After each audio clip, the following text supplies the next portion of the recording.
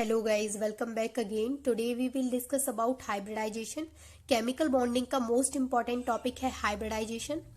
तो आज हम इसको डिस्कस करेंगे कि हाइब्रिडाइजेशन क्या होता है और हाइब्रिडाइजेशन का बर्थ कैसे हुआ था. तो वीडियो को बिल्कुल भी स्किप ना करें ताकि कंसेप्ट आपको अच्छे से क्लियर हो जाए और आपके सारे डाउट्स क्लियर हो जाए आज ही हाइब्रिडाइजेशन से रिलेटेड. तो चलिए शुरू करते हैं कि हाइब्रिडाइजेशन का बर्थ कैसे हुआ था.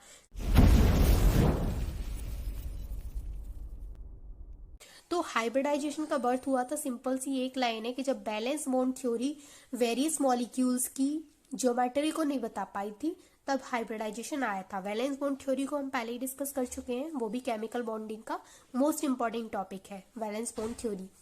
तो उसको हम पहले ही डिस्कस कर चुके हैं. तो वैलेंस बॉन्ड थ्योरी ने क्या बताया था, कोवेलेंट बॉन्ड जो बनता है वो एटॉमिक ऑर्बिटल्स के ओवरलैपिंग से बनता है. तो जो वैलेंस बॉन्ड थ्योरी थी वो क्या नहीं बता पाई थी, वो वेरियस मॉलिक्यूल्स की ज्योमेट्री और शेप बताने में फेल हो गई थी. इसलिए वहां पर एक नया प्रोसेस आया था हाइब्रिडाइजेशन. और हाइब्रिडाइजेशन ने वेरियस मॉलिक्यूल्स की शेप को बताया था, उसकी ज्योमेट्री को बताया था. ठीक है, तो बस इतनी सी लाइनें आप ये याद कर लीजिए कि हाइब्रिडाइजेशन का बर्थ कैसे हुआ था. तो बर्थ हुआ था कि जो वैलेंस बॉन्ड थ्योरी थी वो वेरियस मॉलिक्यूल्स की शेप और ज्योमेट्री बताने में फेल हो गई थी, तो वहां पर हाइब्रिडाइजेशन आया था. बस छोटी सी बात है, इजीली याद भी हो गई होगी मुझे लगता है. अब हम समझते हैं कि हाइब्रिडाइजेशन होता क्या है. ठीक है, तो हाइब्रिडाइजेशन क्या होता है कि हाइब्रिडाइजेशन एक ऐसा प्रोसेस है जिसमें जो एटॉमिक ऑर्बिटल्स होते हैं उनकी इंटरमिक्सिंग होती है. मतलब कि एटॉमिक ऑर्बिटल्स आपस में इंटरमिक्स होते हैं और न्यू ऑर्बिटल्स का फॉर्मेशन हो जाता है. लेकिन कौन कौन से ऑर्बिटल्स आपस में इंटरमिक्स होते हैं, तो देखिए वो ऑर्बिटल ही आपस में इंटरमिक्स हो सकते हैं जिनकी एनर्जी या तो सेम है या नियरली सेम है. ठीक है, वो ऑर्बिटल कभी इंटरमिक्स नहीं हो सकते जिनकी एनर्जी में बहुत ज्यादा डिफरेंस है. जैसे कि आप 2p वाले ऑर्बिटल को 3d वाले ऑर्बिटल के साथ इंटरमिक्स करा दें तो ये नहीं हो पाएगा. क्यों? क्योंकि इसकी एनर्जी में बहुत ज्यादा डिफरेंस हो गया. तो एटॉमिक ऑर्बिटल्स वही इंटरमिक्स हो सकते हैं जिनकी एनर्जी या तो सेम है या नियरली सेम है. तो जब सेम और नियरली सेम एनर्जी वाले ऑर्बिटल्स आपस में इंटरमिक्स होते हैं और न्यू ऑर्बिटल्स का फॉर्मेशन हो जाता है तो इस प्रोसेस को बोला जाता है हाइब्रिडाइजेशन.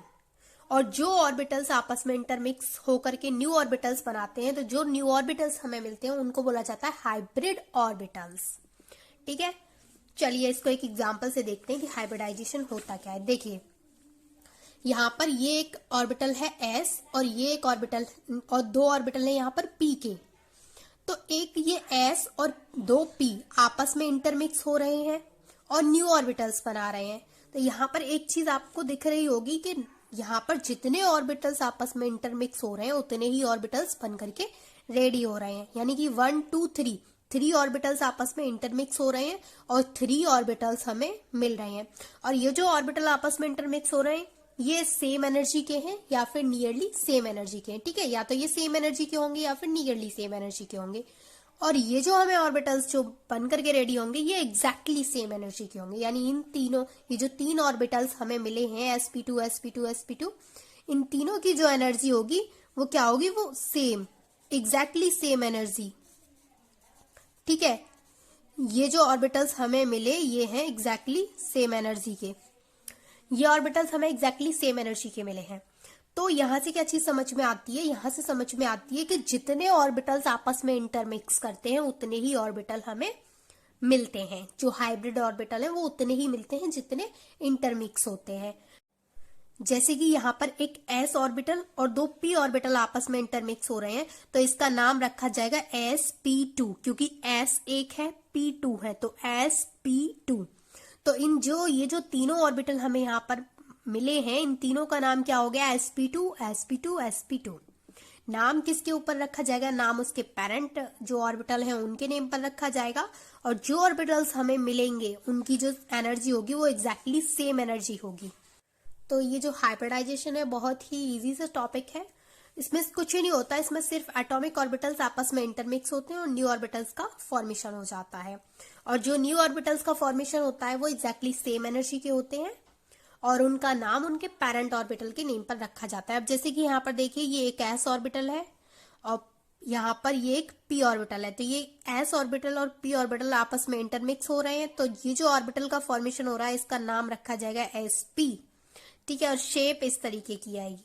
तो जो एटॉमिक ऑर्बिटल्स क्या करते हैं, एटॉमिक ऑर्बिटल्स जब आपस में इंटरमिक्स होते हैं और वो भी सेम और नियरली सेम एनर्जी के, तो जो न्यू ऑर्बिटल्स मिलते हैं उनको बोला जाता है हाइब्रिड ऑर्बिटल्स, और इस प्रोसेस को बोला जाता है हाइब्रिडाइजेशन।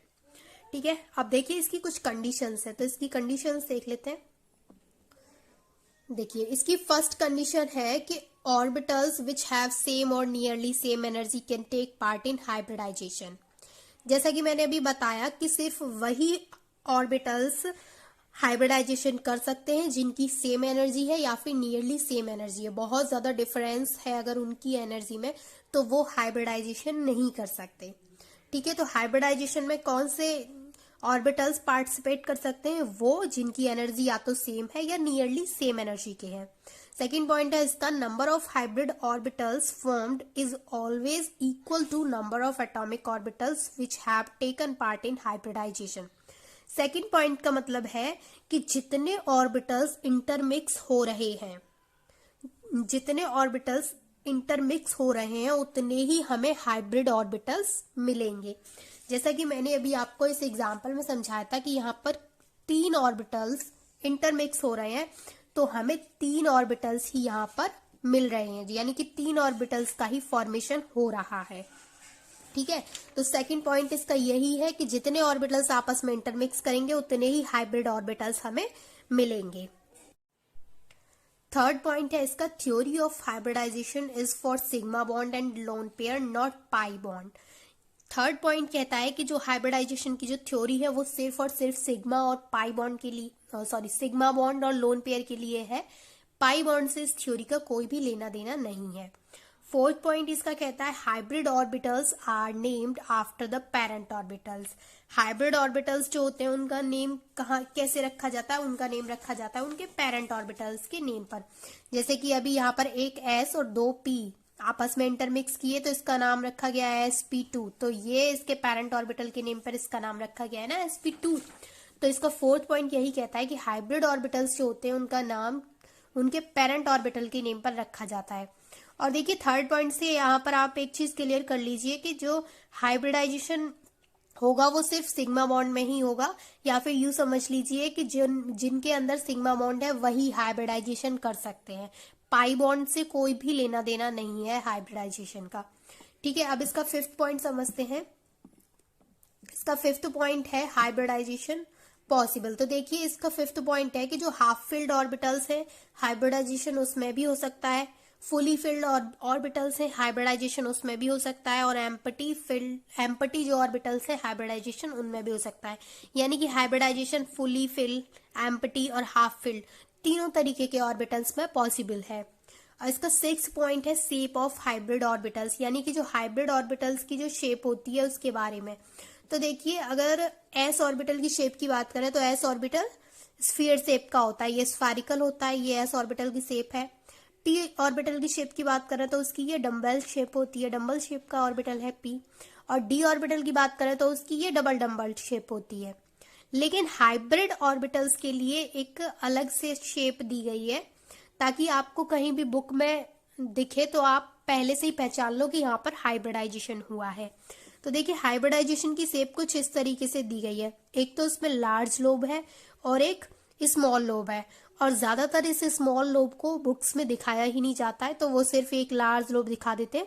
तो वहां पर आप समझ जाइएगा कि वहां पर हाइब्रिडाइजेशन हो रहा है। जैसे एस पी डी की अलग अलग शेप दे रखी है, वैसे हाइब्रिडाइजेशन की भी एक शेप दे रखी है, ये एक स्मॉल लोब एक लार्ज लोब। लेकिन मोस्ट ऑफ द केसेस में क्या होता है कि ये जो स्मॉल लोब है इसको दिखाया ही नहीं जाता, सिर्फ लार्ज लोब को ही शो किया जाता है। अब देखिए इसका सेवेंथ पॉइंट है, the hybrid orbitals oriented such that repulsion between them in is minimum. यानी कि जो हाइब्रिड ऑर्बिटल्स होते हैं वो इस तरीके से ओरिएंटेड होते हैं ताकि जो उनके बीच में जो रिपल्सन है वो कम से कम हो, क्योंकि वे एक दूसरे को क्या करते हैं, रिपल्सन करते हैं। तो ये इस तरीके से ओरिएंटेड होते हैं, रिपल्सन कम से कम हो। तो आई होप कि आपको सारे पॉइंट्स अच्छे से क्लियर हो गए होंगे, and thanks for watching this video.